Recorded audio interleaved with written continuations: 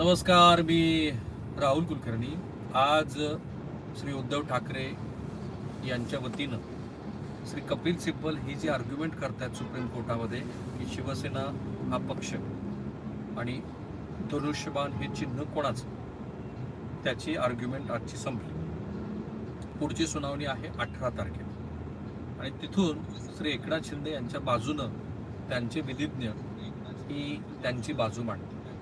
पण आज इंटरेस्टिंगली मी पण या आकड्याकडे फारसं लक्ष दिलं नव्हतं. अशी एक मोठी आकडेमोड कपिल सिब्बल यांनी आज सुप्रीम कोर्टामध्ये केली आणि त्या आकडेमोडीमध्ये एकनाथ शिंदे आणि त्यांचे सहकारी 56 नाही 39, कारण तो पण आकडा फार महत्वाचा आहे, हे अपात्र होतील आणि पाहायलाच हवेत अशा पद्धतीची ती मांडणी आहे. आकडेवारी काय मांडली बघा. विधिमंडळ बहुमत कोणाचं या निकषावरती निवडणूक आयोगानं पक्ष आणि चिन्ह दोन्ही एकनाथ शिंदे यांना दिले. पण मग तिथे 1/3 बहुमत होतं, 2/3 बहुमत होतं, तर त्याच्यासाठी संसद आणि विधिमंडळाच्या दोन्ही सभागृहातली आकडेवारी आज कपिल सिब्बल यांनी मांडली. काय होतं की खूप वेळेला अशी महत्वाची आकडेवारी पूर्वी सांगितली असते पण कधीतरी ती विसरून जातो आपण. विधानसभेमध्ये ज्या वेळेला पक्ष एकनाथ शिंदे यांना दिला त्यावेळेला शिंदे यांच्याकडे 40 आमदार होते, तर श्री उद्धव ठाकरे यांच्याकडे 15 आमदार होते. विधान परिषदेमध्ये एकही आमदार हा एकनाथ शिंदे यांच्याकडे नव्हता, पण उद्धव ठाकरे यांच्याकडे 12 आमदार होते. कारण त्यावेळेला तुम्हाला आठवत असेल तर अंबादास दानवे हे विरोधी पक्षनेते नंतर झाले. लोकसभेमध्ये शिंदे यांच्याकडे 13 खासदार होते, तर उद्धव ठाकरे यांच्याकडे 4 खासदार होते. राज्यसभेमध्ये शिंदे यांच्याकडे एकही खासदार नव्हता, पण उद्धव ठाकरे यांच्याकडे 3 खासदार होते. जर संख्याबळाचा आधार घेतला तर सगळ्या सभागृहातला घ्यावा लागेल. असं दिसतं आहे की या आकडेवारीच्या आधारावरती कपिल सिब्बल हे सिद्ध करतायत की विधिमंडळातली आणि संसदेतली आकडेवारी सुद्धा जर आपण बघितली तर ज्याला निर्विवाद अशा पद्धतीचं बहुमत आपण म्हणतो तसं एकनाथ शिंदे यांच्याकडे नाहीये.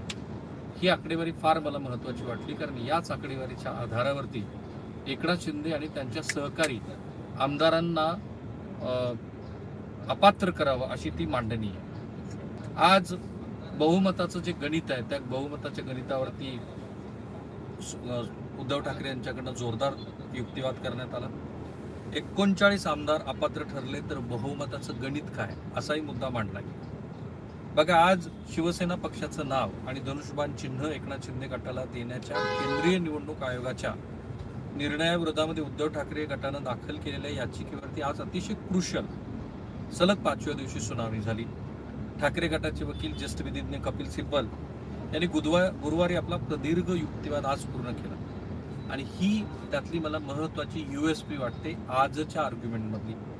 एकनाथ शिंदे यांच्यासह 39 आमदार जर अपात्र ठरले तर निवडणूक आयोगानं ज्या विधिमंडळ बहुमताच्या आधारावरती निर्णय दिला तो पायाच उद्ध्वस्त होईल आणि तो मग त्याच्यासाठी त्यांनी ती आकडेवारी मांडली.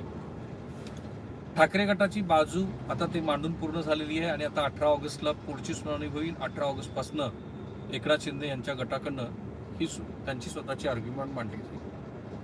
या सगळ्या आकडेवारीचा पाया काय आहे, कशाच्या आधारावरती कपिल सिब्बल म्हणतात की एकनाथ शिंदे आणि त्यांचे 39 सहकारी त्यांच्यासह 40 हे अपात्र ठरायला हवे. तर त्याचा पाया असा आहे की निवडणूक आयोगाच्या आकडेवारीनुसार शिंदे गटाकडे 53 तर ठाकरे गटाकडे 34 लोकप्रतिनिधी आहेत. परंतु अपात्रतेची कारवाई प्रलंबित असताना केवळ या आकड्यावरून निर्णय देणं हा अत्यंत धोकादायक पॉईंट आहे. माझं पण तेच मत आहे.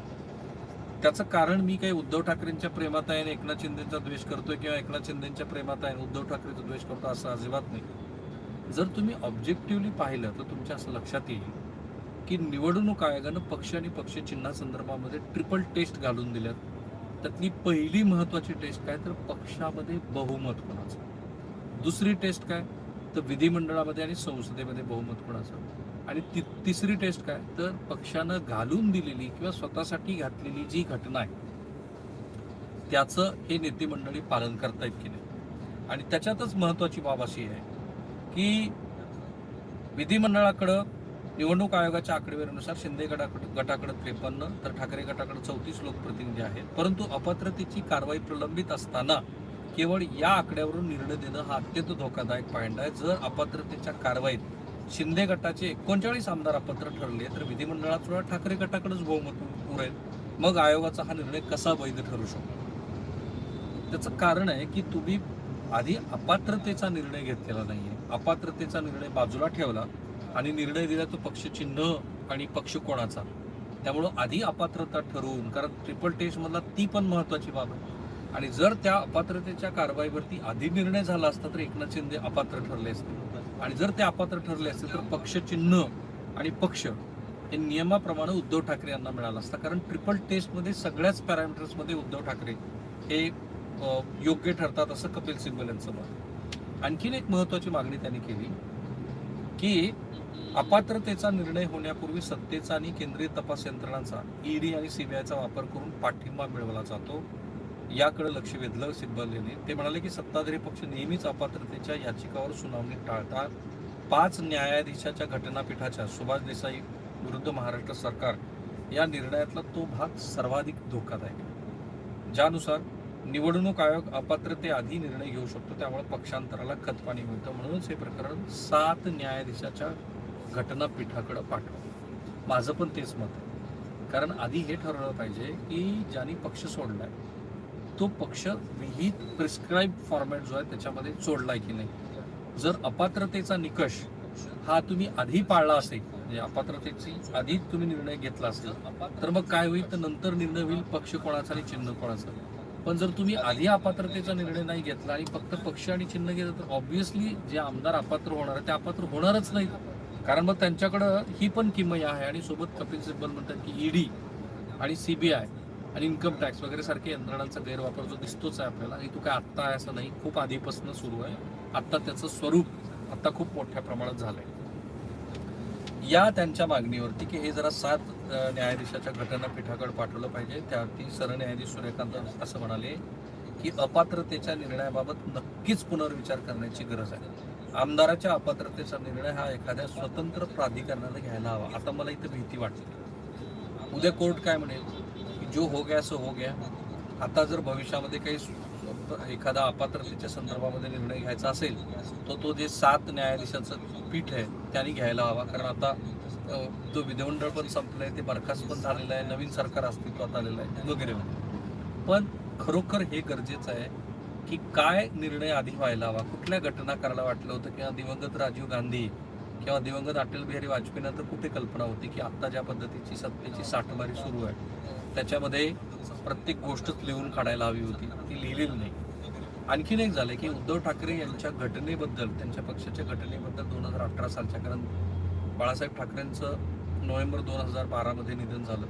2013ला उद्धव ठाकरे यांची पक्षप्रमुख म्हणून निवड झाली आणि 2018 मध्ये या संदर्भामध्ये की पक्षाची घटना काय असावी, उद्धव ठाकरे यांची भूमिका काय, तर घटनाबद्दल झाल्या, त्याच्यावरून खरा वाद आहे. पण इथे सर्वोच्च न्यायालय असं म्हणाले की 2018च्या घटनेमध्ये कोणताही मोठा बदल झालेला नाही, की ज्या बदलावरती एकनाथ शिंदे यांचा आक्षेप आहे. आक्षेप काय, तर शिवसेनेच्या 2018च्या सुधारित घटनेवरती बोलताना सिब्बल म्हणाले 2018च्या दुरुस्तीप्रमाणे पक्षाचा ग्रामीण भागात विस्तार करण्यासाठी समन्वयक आणि समन संघटक ही नवी पदं निर्माण करण्यात आली. यामुळे पक्षाची रचना विस्तारली. सदस्यांचं लोकशाही अधिकार कमी झाले नाहीत. सदस्यांचे निर्णय घेणाऱ्या सर्वोच्च समित्या या लोकशाही मार्गानंच निवडल्या गेल्या. माझा याच्यावर विश्वास नाही, कुठल्याच राजकीय पक्षामध्ये लोकशाही नाही. एनिवेज, पण आपण व्हॅल्यूवरती जाऊ. सुनावणी दरम्यान सरन्यायाधीशांनी सुद्धा शिवसेनेच्या 2018च्या घटनेमध्ये कोणताही महत्त्वपूर्ण किंवा मोठा बदल झालेला दिसत नाही असं म्हटलं. हे फार महत्त्वाचं वाटतं. कारण या घटनेनुसार उद्धव ठाकरे यांनी पक्षातली लोकशाही संपवली. उद्धव ठाकरे यांनी पक्षामध्ये स्वतःचं एक स्वतंत्र असं अस्तित्व आणि हुकुमशाही स्वरूपाचं केलं असं एकनाथ शिंदे यांच्या गटाचं आर्ग्युमेंट आहे. त्या आर्ग्युमेंटवरती जर सरन्यायाधीशाची ही टिप्पणी असेल तर माझ्या मते जर 2018 ट्रिपल टेस्ट मध्ये तो एक भाग आहे ना की 2000 घटनेचं तुम्ही पालन करता की नाही, जर 2018च्या घटनेमध्ये काही दुरुस्तीच केलेली नाही असं जर सरन्यायाधीशाचं मत आहे तर 3 पैकी 2 निकष तर उद्धव ठाकरे यांच्या बाजूनच जातात. आणि त्यामुळं उद्धव ठाकरे यांच्या ह्या याचिकेवरती खरोखर याच आता जी काही उरली सबमिशन आलंय सरन्यायाधीशांचं म्हणणं आलंय झाली तर एकनाथ शिंदे आणि त्यांचे आमदार डिस्क्वालिफाईड होतात. आता पुढे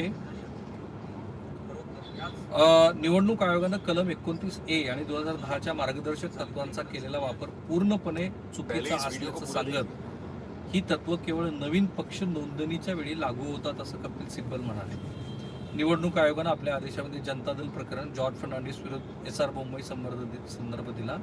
त्यावर सिब्बल म्हणाले की जनता दल प्रकरणामध्ये पक्ष कारभार ॲडहॉक तात्पुरता असल्याचं आढळल्यानंतरही आयोगानं पूर्वसूचना न देता पक्ष नाकारण्याचे टोकाचे पाऊल उचलले नव्हते.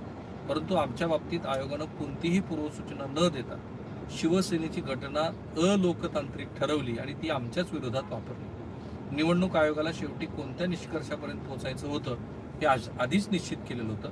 तिथपर्यंत पोहोचण्यासाठी त्यांनी स्वतःच्या सोयीनं एक अलोकतांत्रिक मार्ग तयार केला. म्हणजे आता पुन्हा अगेन निवडणूक आयोग हा विलन आहे. त्या निवडणूक आयोगानं स्वतःला निर्णय काय द्यायचा हे त्याला माहितीच होतं आणि त्याच्यासाठीची आधीच त्यांनी पायाभरणी करून ठेवली की कशाच्या आधारावरती. विधिमंडळातलं बहुमत बघितलं, तिकडे पक्षाची घटनाच त्यांनी बाद करून टाकली. म्हणजे हे 3 पैकी 2 निकष तर उडवून लावले आणि त्यामुळं एकनाथ शिंदे यांना तो पक्ष मिळाला. पुढं त्यांनी असं म्हटलं की लोकशाही जिवंत ठेवण्याची जबाबदारी कोणाची.